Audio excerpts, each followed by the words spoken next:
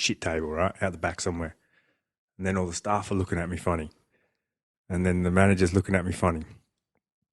And then they go, "Oh, excuse me, sir, would you like to go to a different table?" And my girl's, "Yeah, of course." So they move us to the best table, front of house. Service is brilliant. She's going, "Oh, what's going on?" I went, "They think I'm Carmichael Hunt." Play along with it. Yeah, no. You're a Playboy model. I think that's who he's with at the and moment.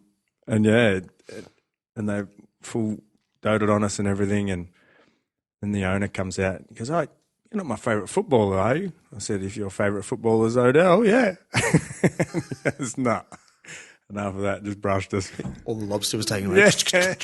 Yeah, no discount, mate. Yeah. So who'd you play for? No one. UK.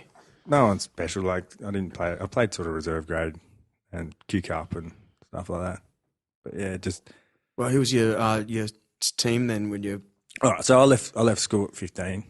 Sorry, not school. I left home at 15 to play football. Wow. So I signed with in Adelaide. Do you remember Super League? Yep. Yep. So I signed with the Adelaide Rams. Wow. When I was a kid, and they moved me out of home, and I did that for a couple of years. So the first year he didn't go ahead, but I moved out, and then still got that lifestyle. So yep. And then the next year went back, and got to play there, but I only played. They had like a reserve grade comp, but it was sort of juniors. They allowed elder guys in there, so I played with some pretty decent footballers that have gone on to play NRL. Yeah, that was cool, man. Yeah, that was awesome. Like, it wasn't just cool; it was awesome. But I made that side because my stepdad wanted me to play rugby league. So they came. I was a union player. Yep. I'd been playing since I was 5. Yep. And I used to run around the house calling myself Odell Liner Campese. I was always going to play for the Wallabies. Right. And I hated league because it was just a shit game. Okay. Yeah, the game they play in heaven. Rah, rah, yeah. Yeah. And then I rock up one day and the Adelaide Rams had started. And Dad says, "Oh, I'm taking you to this trial." I went, "What?" "I'm taking this trial." "I don't want to play that shit game." Anyway, I made it through there. And I rock up in boardies and sort of longish hair with a couple dreadies or something and an oversized singlet and stuff. And, yeah, made it through that. Barely knowing the rules. Didn't know the rules. Right. Didn't know the rules at all. Like, I'd watched. It's a breeze compared to rugby union, isn't it? Like, less running. Oh, nah. My memory of rugby league. Mate, I love rugby league. Union was hard, always working, You got more people, though. More people playing. League is I'm going to say it, it's a far superior game, I think. Okay. It's just way better to watch. Yeah, better to watch, that's for sure. Yeah, way better to watch. But as a forward, like... Well, I wasn't a forward. Okay, So, okay. I don't know. I was a hook. Oh, so yeah? I was always Okay. yeah. Well, I was a back. I was a glory boy, mate. Okay. Winger, centre, fullback. Yeah, that sort of role. So, yeah, I made it through that, and he I'll always be thankful for that he took me along and made me go. Mm. And then, he trained me, always taking me out after school. He used to do this thing, pick me up from high school when I ended up coming back the first year. So he'd pick me up because I used to have to catch a bus back to home, back to the coast. It was just inland a few K. And he'd pick me up. I'd know we'd be training because he'd turn up in the bus park. So I'd turn up, take me out the back. It's all vine country. Wollonga's like near McLaren Vale. So all your wirra-wirras, all your good vines and winery country. Pick me up, take me to this bottom of the hill, have my running shoes with him, put me in my runners. Say, "All right, you're at the bottom of this hill. I'll see you at the top in this much time. If you're not there, I'll see you at home." And drive off and have to run up and get to the top of the hill within that time frame. Otherwise, I had to find my own way home. Never had to find my own way home, fortunately. Wow. But yeah, he used to do that. I don't remember that. Yeah, he used to do shit like that. Force my boy to do As I was stuff saying, like mate, he's a hard dude, Yeah. He must have been trained the same way, Yeah, probably. He had some uncle, some weird situation, yeah. some dude doing that sort of stuff. Yeah, he used to give me a tyre and make me run along the beach with it, dragging along and that sort of shit. Hill sprints and Did he sand surf? sprints. Dad, no. Right. I think he used to say he tried, but I don't reckon. Right. Yeah. No, he didn't surf. He's a hard worker. Yeah. I got a good work ethic from him. Give him that. What are you into right now? Yep.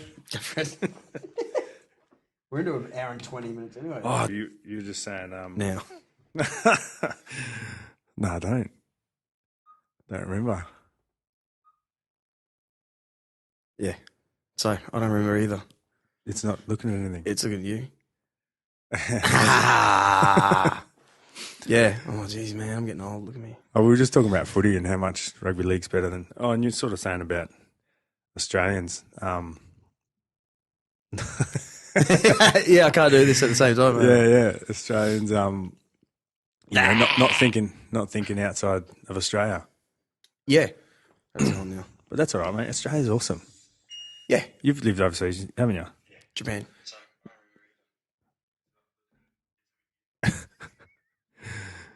Yeah. Well, it's Oh, no, I know what I was saying. footy. No. Oh, I'll cut this bit out, but Okay. the next time I see you, I feel like getting someone from footy I know, or someone from something like Jiu Jitsu. Yeah, or surfing or whatever. Yeah. And exactly. Yeah. And just spitball. just like we're having beers, but it's one of those funny ones, you know. Yeah. So. Dude, that's sort of. I started a YouTube channel a couple of years ago now, and I do board reviews and Great interviews and this, that, and the other.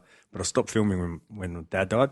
Okay. And it wasn't really because he died. I just I just got back and wanted to surf more with my mates and hang with my mates. Like I love my mates, man. Yep. I don't have many of them, and I like that time. Yep. And that's one of the reasons I stopped drinking, because it'd take me longer and longer to recover. And if you work, most people, if they're working 5 days a week, you only get 2 days off. And if you're out on the piss, one or two of those nights, the next day's a write off. Yeah. Well, it was for me. Yeah, it is for me too. And It's I impossible. live in Brisbane. I want to surf. Especially if you like being fit and feeling happy. Yeah, I'm not like that at the moment, but yeah. You know. But yeah. But I think the fitter you are, the more you can drink, I reckon, probably. Yeah, but you realise the next day we're like, oh man, I should be doing something. Yeah. I'm normally doing something healthy. Yeah. Well, I just didn't like the fact that I only had a couple of days, and I wasn't making the most of it. So I could sleep and recover a couple of hours, and then go for a surf or catch up with the boys, or do whatever I wanted to do, or I could just drink a day away and be rat shit the next day. And then you can't drive if you're over. Yeah. And I get pulled over all the time in that thing. You're right. All the time. It's a good Holden. Yeah. It's all right. I like it. Yeah. That was a goal, that thing. There was a group of us when they first came out. Okay.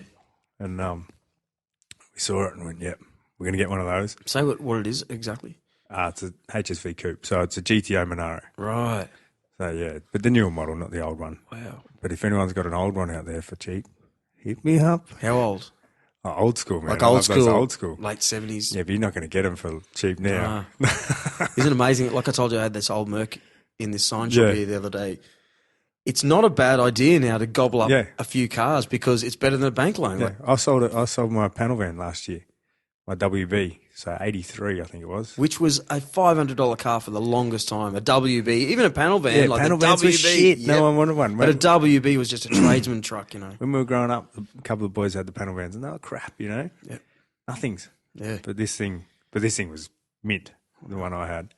But yeah, I sold it. But anyway, so I stopped drinking because just didn't want to waste that time. One of the things, and costs, if you go out, depending on where you go out, if you're not going out bowls clubs and stuff where it's spirits, because I don't drink beer, just spirits, it's $8-10 or whatever a drink, and then you got your cocktails or your top shelf stuff or whatever. Yeah. Then you blow $300-400 a night. Yeah. It's good that you can stop. I've got a friend. I hope he doesn't hear this, but I hope he does. Yeah. He just can't stop, and he tried to join Fight Like a Pro. Oh yeah. But he gave it up to get back on the bad stuff. Yeah. But it's fun. It's fun. It's fun, but like a guy at Fight Like a Pro actually said that the very next day he quit. Like identity, it's a really good sort of speech. We identify. We think we know who we are. Yeah. And when you join something new, you may get in his words, may get a new car. Yeah. I'm a new, this is me. I'm into European sports cars, and you may find yourself speaking and dressing a little different. Yeah. And once that... Wearing a scarf and shit. yeah, growing a beard and so on.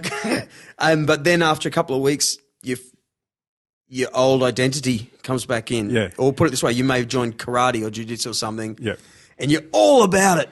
You'd see these guys in your classes, perhaps, yep, I'm all about it, coach. Yes. And then they get to a time when they go, oh, this is actually pretty hard. Yeah, I got a mate like that actually.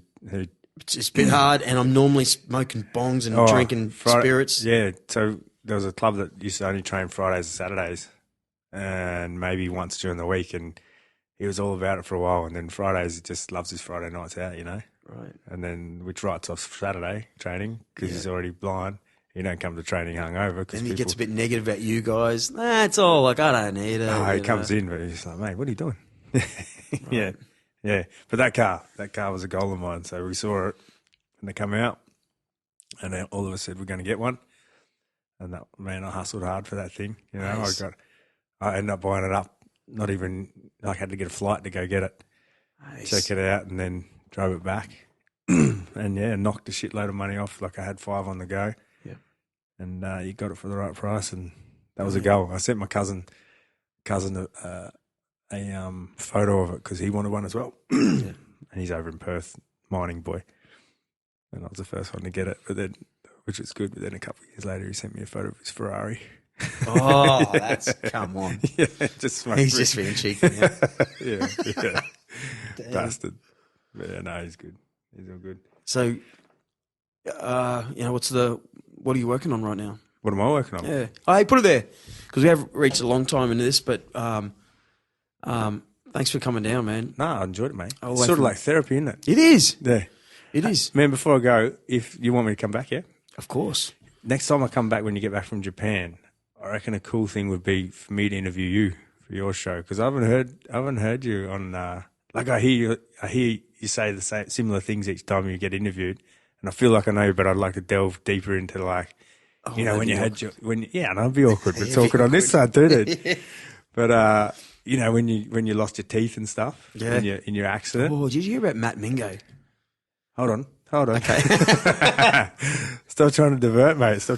But yeah, I'd like to delve into how you handled that, how you came back from that sort of stuff, and you should start your own show.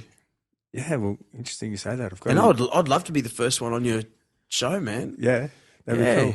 Maybe sure. There's not a lot of it. Surprisingly, mate. I thought we should co-host probably. I'll do anything you want. Yeah. But definitely, it's been going on for so long now that not that many people have actually started their own podcast show and stuck with it. Yeah, it's consistency, man. Well, like I said at the start, they start and they'll go, it's all about marketing. Yeah. There's only sort of so much fun can be had. Yeah, when you're constantly talking that sort of subject, Yeah, and then you get the same guests on the same thing, different podcasts, all spruiking the same thing, all the same product. Exactly, yeah. And hey, what can you hey, but I want to make mention just right now. I'm thinking a lot about this guy, Matt Mingo. Yep. If you ever watched V8 Supercars or anything, there was back in the day it was the Donuts King stunt show. Like they'd always on bikes, and then it became Stunts Inc. Right. And a guy that's got a helmet on with spikes coming out of it. Yeah. Every single Indy and every single V8 Supercars, this stunt team are doing bike burnouts and blah, blah, blah. Always on Harleys doing sort of tricks and stuff. Matt Mingo's champion. I've known him for a long time. Now he's got the Hot Wheels. The only Hot Wheels sponsored dude in Australia. With stadium trucks. You know those trucks that... Yeah. So this huge thing. He went over to Detroit to race on the weekend. He had some freak accident like I did. Oh, yeah? He flipped up on his roof on a street course where the roof of the car hit the wall, the concrete wall, just like Gold Coast Indy. Yeah. And I don't know the facts yet, but something went up under the chin of his helmet, took off his jaw virtually, lost all the bottom of his teeth. He had the same thing as me, and right now he's in a hospital in I keep saying Detroit. I'm so sure it's Detroit, but he's in horrific mental state right now, because he is a face of a huge... Everyone knows Matt Mingo. Yeah. Handsome guy. He owns a tattoo shop at Coolangatta, 111 Cooley. Yeah. Griffith Street, 111 tattoos down there. Yeah, no, he's struggling. It's a legend. Well, it's only been a week, but yeah.